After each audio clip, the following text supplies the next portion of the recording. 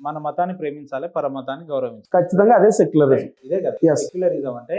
అనేక మతాలు, అనేక వర్గాలు, అనేక ప్రాంతాలకు విభేదాలు లేకుండా, భాషలకు విభేదాలు లేకుండా, మతాలకు విభేదాలు లేకుండా జీవించే ప్రదేశాన్ని సెక్యులరిజం. Unity in diversity. సరే, యూనిటీ ఇన్ డైవర్సిటీ. అలాంటప్పుడు ఈయన అనే ఇంటెన్షన్ అయినా, ఇప్పుడు నా క్వశ్చన్ కూడా అదే. నేను నిన్ను గౌరవించి నీ ప్రాంతానికి, లేదా నువ్వు నమ్మే దేవుని ప్రదేశానికి, లేదా నీ ప్రదేశానికి వచ్చినప్పుడు నువ్వు అట్ ది సేమ్ టైం అదే నాకు లవ్ అండ్ ఎఫెక్షన్ నా పట్ల ఎందుకు చూపించావు అంటున్నా.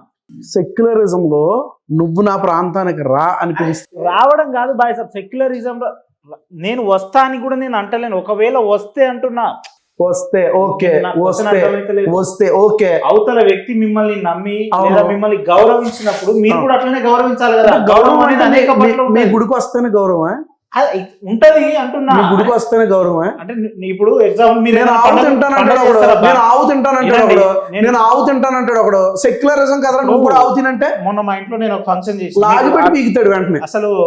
అసలు బ్రెయిన్ ఉన్నోడికైతే ఒక సెకండ్ లో అర్థమవుతుంది. మీకు నేను ఎందుకు విడమర్చి చెప్తున్నా అంటే ఇక నన్ను అర్థమవుతుంది ఏమన్నా. ఒక నిమిషం. మొన్న నేను ఒక ఫంక్షన్ చేసిన, అందరిని ఇన్వైట్ చేసిన, వాళ్ళందరూ మా ఇంటికి వచ్చి నేను లాస్ట్కి ఏమన్నారంటే, నీ మీద గౌరవంతో మేము ఇన్ని 100 కిలోమీటర్ జర్నీ చేసి వచ్చినాము అని అన్నారు.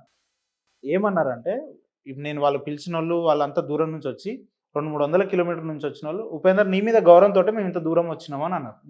దాని అర్థం ఏంది? అది గౌరవం. అది కదా గౌరవం అంటే ఇంటికి రావడమా, లేదంటే మీ ప్రసాదం తినడమా? అంటే గౌరవం అనే దానికి ఒక కొలమానం లేదు. అది ఏ ఆకారంలోనైనా ఉండొచ్చు, ఎట్లనైనా ఉండదు. ఇప్పుడు ఈ స్టూడియోకి రాగానే మీకు కొంచెం వాటర్ బాటిల్ ఇచ్చి ఏదైనా ఫ్రూట్స్ ఇస్తే అది గౌరవమా కదా? గౌరవమే.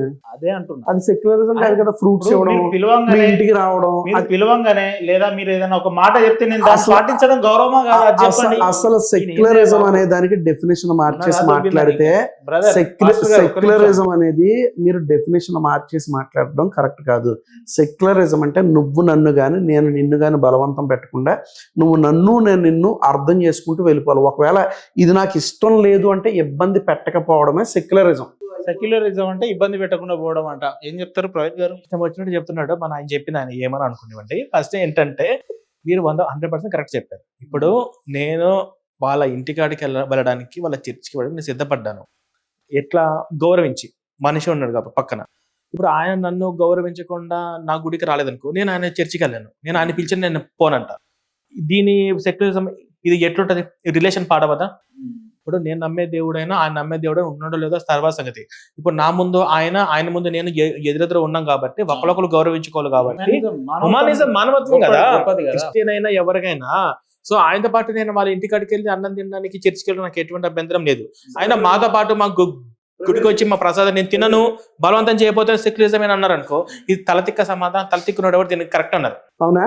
Okay okay okay right. మీ ఇంటి వరకు అంత దూరం వచ్చిన వాళ్ళందరూ క్రిస్టియన్స్ ముస్లిమ్స్ అయి ఉండొచ్చు కదా, అసలు నాస్తికులు కూడా ఉండొచ్చు కదా. మీ మీద గౌరవంతో వచ్చి తిన్నారు అంటే వాళ్ళందరూ అది సెక్యులరిజం అంటే. నేను రాను, నేను తినను, బలవంతం చేయకపోతేనే. ముస్లిమ్స్ ఆవు తింటారు కదా, మీరు సెక్యులరిజం కదా, ఆవు తినండి. సెక్యులరిజం కదా, ఆవు తిను. నువ్వు కూడా తినేవాళ్ళు చాలా ఉంటారు. నువ్వు తినంటున్నాను బ్రదర్, నువ్వు తిను. నువ్వు ఆవు తింటావా? చాలా ఉంటారు. నువ్వు ఆవు తింటావా? ముస్లిమ్స్ ఆవు తింటారు, నువ్వు ఆవు తింటావా? ఇంకేం సెక్యులరిజం గురించి ఇక్కడ ఇంకేం సెక్యులరిజం ఉంది నీకు? ఇంకేం సెక్యులరిజం ఉంది నీకు? నీకు సెక్యులరిజం ఎక్కడుంది చెప్పు. ఇప్పుడు ఆవు తిన్నపోతే నువ్వు సెక్యులర్ కాదు. నువ్వు మీ బర్రెలాగా అరసగాకండి. మీరు ఆవు గురించి చెప్తున్నారు. ఫస్ట్ ఆఫ్ ఆల్ బర్రెలాగా ఎవరున్నారు అర్థమైపోతుంది. ఫస్ట్ ఆఫ్ ఆల్ ఇక్కడ సెక్యులరిజం ఆయన చెప్పింది ఏంటంటే, ఇప్పుడు ఈ ఆవు తినడం అనేది చట్టరీత్యా నేరం. ఎందుకంటే ఆవును గోమాతగా భావిస్తున్నారు. ఈ ఆవు వల్లనే నువ్వు పాలు తాగుతున్నావు, టీ తాగుతున్నావు, ఈ ఆవు వల్లనే మజ్జిగ తాగుతున్నావు. ఎందుకంటే ఆవును గోమాతగా ఎందుకు భావిస్తామంటే, ఒకప్పుడు ఈ ట్రాక్టర్లు లేని సమయంలో పొలాన్ని దున్ని రైతుకు ఎంతో సహాయపడినటువంటి వాళ్ళలో తర్వాత అమ్మ కొన్ని నెలలు మాత్రమే పాలు ఇస్తే మన జీవితం మొత్తము పాలు ఇస్తుంది. కాబట్టి ఆవును గోమాతగా భావిస్తాం. అది చట్టాలలో ఉంది అట్లా.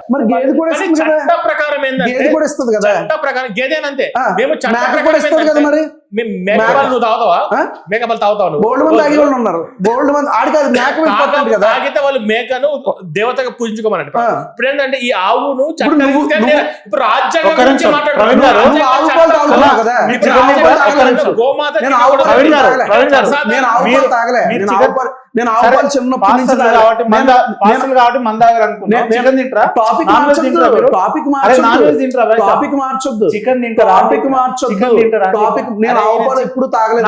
నా క్వశ్చన్ ఆవు పాలు తాగలేని వాళ్ళు ఉంటారు, ఆవు పాలు తాగలేని వాళ్ళు ఆవు పోసుకుంటాడు. నీకేంటి వచ్చిన ప్రాబ్లం? ఒక్క నువ్వు నిమిషం. వెళ్ళి ఆడితో ఫోన్ చేయి. బ్రదర్, సెక్యులరిజం, నా చిన్న క్వశ్చన్, సెక్యులరిజం బాబు, సెక్యులరిజం నీకు పాస్టర్ లేదా? గారు, నాన్ వెజ్ తింటారా మీరు? నాన్ వెజ్ తింటారా? మీరు మార్చొద్దు. చికెన్ తింటారా? టాపిక్ అరే మార్చొద్దు, చికెన్ తింటారా? పాస్టర్ టాపిక్ మార్చొద్దు అసలు. సార్, మీరు చికెన్ సెక్యులరిజం, తింటారా? సెక్యులరిజం ముస్లిం ఇప్పుడు వాళ్ళు తింటారు. చికెన్ తింటారా? అందరూ తింటారు కదా? కేరళలో సరే, బీఫ్ తింటారు, కేరళలో బీఫ్ తింటారు. దానికి అది- కేరళ వండి నిన్ను పిలిచి ఇప్పుడు beef- రాబోయే రోజుల్లో ఈయన ఎట్లా అంటున్నాడు? రాబోయే మనం రోజు ఎట్లా- ప్రెసెంట్ ప్రవీణ్ గారు, ఉమ్. ఈ పాస్టర్ ఎట్లా అంటున్నా అంటే మనం ఎట్లయినా చికెన్ తింటున్నాం కాబట్టి జాతీయ పక్షి నెమలి ఉంది కదా, దాన్ని కూడా తింటే తప్పులేదు అన్నట్టు మాట్లాడుతున్నాం. ఎగ్జాక్ట్లీ మేము చట్టాన్ని చట్టాన్ని గౌరవిస్తాం. గౌరవిస్తాం. ఇక్కడ హలో, ప్రసాదాన్ని హలో. ఇంటికి వచ్చి జాతీయ పక్షి కోడి గురించి కూడా ఎవరు రెండు- మాట్లాడలే. కోడి కూడా రెండు టాపిక్ కాళ్ళు ఉన్నాయి. మార్చొద్దు. నెమలి టాపిక్ కోడికి మార్చొద్దు. కూడా రెండు కాళ్ళు ఉన్నాయి కాబట్టి నెమలికి కూడా రెండే ఉన్నాయి. టాపిక్- నెమలి కూడా తింటా అంటే టాపిక్ కోడి మార్చొద్దు. రెక్కలు తింటారు, టాపిక్- మీరు రెక్కలు తిన్నారు. టాపిక్ ఏంటంటే టాపిక్ బొచ్చు ఉంది. మార్చొద్దు. అరే, నువ్వు ఆవు తింటావా? అరే, కేరళలో ఆవు గురించి- తింటారు, నువ్వు ఆవు తింటావా? మేము ఆవు- అంటే నేను చట్టాన్ని గుడికి వస్తే గౌరవిస్తాం. సెక్యులరిజము, నేను మేము- గుడికి రాకపోతే మేము సెక్యులరిజం నెమలి కాదు. తినము, మేము నువ్వు ఆవు నెమలి తినకపోవడం తినము. మాత్రం సెక్యులరిజం మేము అయిపోతా? రాజ్యాంగం ప్రకారము జింకను దినము, నెమలు దినము, పులిని దినము, ఆవు దినము, ఇవేమి చట్టాన్ని గౌరవిస్తూ సెక్యులరిజం గురించి మాట్లాడినాం. మీరు చట్టాన్ని గౌరవించే విధంగా వీరి మేక కానీ పొట్టేలు కానీ చట్టం మనకు ఏదైతే పరిధిలో ఇచ్చిందో ఇవి తినండి, ఇవి తినకూడదు, ఇవి జాతీయ పక్షి, ఇది జాతీయ జంతువు, ఇది గోమాత అని చెప్పేసి కొన్ని రిస్ట్రిక్షన్స్ పెట్టింది. వాడు చట్టాన్ని అతిక్రమించి తిన్నట్టే. వాడు ఇవ్వాలి కాబట్టి రేపైనా వాడికి జైలు వాడికి తెలిస్తే అవునా? చట్టం కేసే ఉంటది. ఓకే. దానికి టైం కేరళ వస్తుంది, కేరళ ఇండియాలోనే ఉందా? దానికి టైం వస్తుంది. కేరళ ఇండియాలోనే ఉందా? ఇప్పుడు అది క్రైస్తవ కేరళ ఇండియాలోనే ఉందా? ఇప్పుడు చట్టం గురించి మాట్లాడండి. కేరళ ఇండియాలోనే ఉందా? చట్టం మాట్లాడుతున్నాను. హైదరాబాద్ లో కూడా తినే వాళ్ళు ఉంటారండి. కేరళలో- చట్టానికి పట్టి కేరళలో కేరళలో- ఆవును కోస్తారు. కేరళలో నెమలి ఎవడు తిన్నాడు? హైదరాబాద్ లో కూడా కేరళలో చేస్తారు. జింకని ఎవడు తిన్నాడు? కేరళలో నెమలి ఎవడు నేను ఆవు తిన్నాడు? గురించి మాట్లాడుతున్నాను, అరే జింక గురించి మీరు ఆవు మాట్లాడలే. కాదు. చట్ట వ్యతిరేకమైన కేరళలో- మాట్లాడలే. కేరళలో చట్ట నెమలి ఎవడు వ్యతిరేకమైన తిన్నాడు? నేను మాట్లాడలే. కేరళలో జింకని చట్ట ఎవడు వ్యతిరేకమైన అత్యంత ఫూలిష్ గా వాదిస్తున్నారు. నేను గుడికి రాకపోతే సెక్యులర్ కాదు, నువ్వు ఆవును తినకపోతే మాత్రం నువ్వు సెక్యులర్వా? ఎలా అవుతుంది అది? అలాగే నువ్వు ఆవును తినాలి. నువ్వు నేను గుడికి రావడానికి రెడీ అబ్బా. ఆవులు అనేది మేము చట్టాన్ని గౌరవించినోడు ఆవును నేను గుడికి తినాలి. రావడానికి రెడీ. బుద్ధి తక్కువ పాస్టర్ నేను ఎక్కడ చూడలేదు. నేను ఈయనకు తెలివి జ్ఞానం ఉంటే, బుద్ధి బుర్ర ఉంటే అడిగిన దానికి సమాధానం చెప్పాలి కానీ అడిగిన దానికి సమాధానం చెప్పాలంటే ఈయన మేకలు చట్టాన్ని గౌరవించి పిచ్చోడితో అసలు నేను కూర్చోవడం నాకు ఆశ్చర్యంగా ఉంది. నీకు అసలు పాయింట్ లేదు, ఏమి లేదు, ఏదో బుద్ధి లేదా ఫస్ట్ అసలు ఓకే, నాకు బుద్ధి ఉందో లేదో అందరికీ తెలుసు, అర్థమవుతుంది, చూసే వాళ్ళకి అర్థమవుతుంది. అసలు నో చట్టాన్ని పాయింట్. గౌరవించి చట్టం మనకు పరిధిలో ఇచ్చినటువంటి జంతువులు ఏదన్నా పోయిన వెజ్ పెట్టారండి, పోయి వెజ్ తింటాము. మీరు కూడా వెజ్ పెట్టండి, చర్చిలో వచ్చి వెజ్ తింటాము, ఆ కేకు తింటాము. సరే అది పక్కన పెడతాం. ఇక్కడ ఒకరినొకరు గౌరవించుకొని మీ చర్చికి వస్తారు, మీతో పాటు వెజిటేరియన్ అన్నం తింటారు. మీ మీద ఉన్న గౌరవంతో ప్రార్థనలోనే మీరు చెప్పే అది ఉంటది కదా షా, అది యేసు రక్తం ఖర్చు అవన్నీ వింటారు, మీ మీద గౌరవంతో వస్తారంటున్నా. కానీ మీరు భూపేంద్ర గారితో మమ్మల్ని గౌరవించి మాతో పాటు టెంపుల్ కి వస్తారా? అదే లడ్డు తింటారా? ఆవు తింటావా? తింటారా? నువ్వు ఆవు తింటావా? నీకు బర్రె తింటారా? బర్రె తినబట్టి మీరు బర్రెలు తినబట్టి మీరు ఇట్లా తయారయ్యారు. అర్థమవుతుందా నీకు? అసలు నీకు ఏం బ్రెయిన్ మాట్లాడుతున్నారో పనిచేస్తుందా? నీకు బ్రెయిన్ పనిచేస్తుందా? ఫస్ట్ ఈయనకి ఫస్ట్ బుద్ధి నువ్వు పారిపో అర్జెంట్ ఎక్కడి నుంచి, నువ్వు పారిపో అర్జెంట్ ఎక్కడి నుంచి, నువ్వు మాట్లాడలేనాడు. నువ్వు పారిపో అర్జెంట్. అవును మరి. సరే, ఈ డిబేట్ అంతా ఎక్కడికో పోయేటట్టుంది. వచ్చే నెక్స్ట్ ఎపిసోడ్ లో నెక్స్ట్ ఇది చేయనండి. ఈయన ఫస్ట్ అసలు తినకి సబ్జెక్ట్ లేని తీసుకొచ్చి నా దగ్గర కూర్చోబెట్టడం.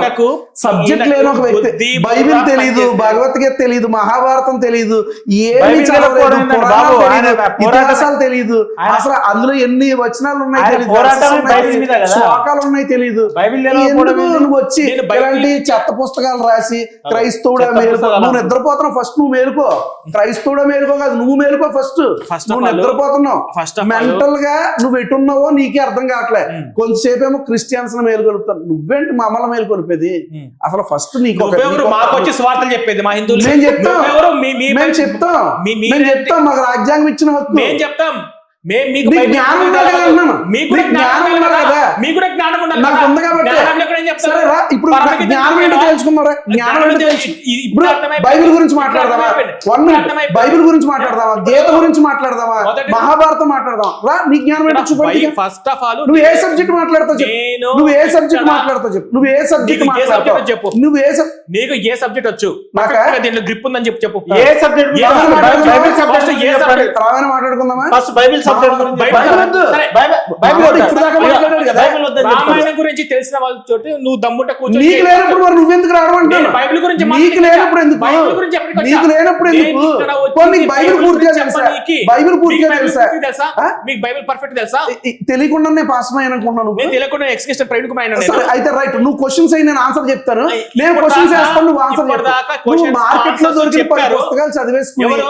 మార్కెట్ లో దొరికిన 10 పుస్తకాలు చదివేసుకుని Hmm. వాటిని మరలా తర్జుమా చేసి రాసి ఇదే నాకు బైబిల్ జ్ఞానం అని అనుకుంటే నేను ఇప్పుడు నేను రాసింది బైబిల్ బైబిల్లో తేల్చుకుందాం. లేదా? ఇప్పుడు బైబిల్ తేల్చుకుందాం. నేను రాసింది బైబిల్లో లేదు. బైబిల్ తేల్చుకుందాం. బైబిల్ already తేల్చుకుందాం. తెలిపోయింది. Already జ్ఞానం తెలిపోయింది. నీకు బైబిల్ Already జ్ఞానం ఉందా? మొదటి టిప్పు బైబిల్ లోనే- తెలీదు, రామాయణం తెలీదు, మహాభారతం తెలీదు, పురాణాలు తెలీదు, ఇతిహాసం తెలీదు. నువ్వు మళ్ళా డిబేట్ కి వచ్చి ఇక్కడ కూర్చుని పెద్ద నీకు రాజ్యాంగం నీకు ఒక తెలీదు, ఆఫీసు, దేశభక్తి మళ్ళా తెలీదు. ఇది యూట్యూబ్ ఛానల్ హడావిడి. ఫస్ట్ ఆఫ్ ఆల్ నీకు అసలు నాలెడ్జ్ లేదు. నేను చెప్తున్నా కదా, నీకు అసలు జీరో. ఏంటంటే బూతులు మాట్లాడడం, బర్రె గొర్రె బర్రె గొర్రె అంటే నువ్వు పెద్ద హీరోయిక్ ఎలివేషన్ వస్తుంది అనుకుంటున్నావు. ఏమీ ఉండదు. మైనర్ పిల్లలు ఉంటారు సార్. మైనర్